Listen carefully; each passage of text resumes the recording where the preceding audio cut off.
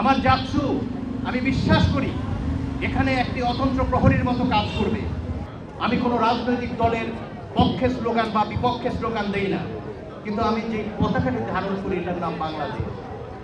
আমি যেই নদীর পানির হিস্সা নিয়ে আমি সংগ্রাম করেছি সেটা হচ্ছে আমাদের রক্ত প্রবাহ। আমাদের প্রায় 54 অভিন্ন নদীর পানির যে হিসাব সেটা কি কষে দিতে পেরেছি? সেটা তো নেবার কথা ছিল সরকার বাহাদুরদের।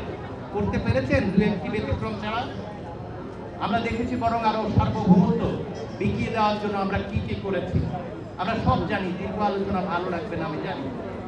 আমি শুধু এই কথা বলতে চাই যে কজন এটা শুনছেন কিংবা সামাজিক যোগাযোগ মাধ্যমে যারা আমাকে শুনছেন, আমার অনুরোধ রইল আপনাদের হাতে আর কোনদিন আপনাদের গায়ে আঘাত করা যে বস্তুগুলো ছিল আর উঠবে না।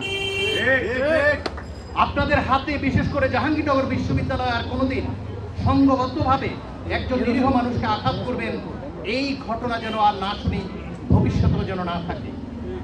আমার জাকসু আমি বিশ্বাস করি এখানে একটি অতন্ত্র প্রহরীর মতো কাজ করবে।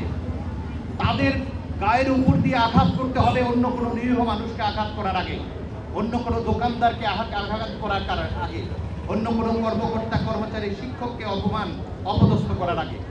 আমি বিশ্বাস করি এমন একটি জাকসু আমরা উপহার দিয়েছি। আমার এই বিশ্বাসকে আপনারা সমুন্নত রাখবেন এটা আমি অন্তরে বিশ্বাস করি, এবং আপনার বাহাদের জন্য আমি অন্তর থেকে দোয়া করি আল্লাহ তাকে বেহেশত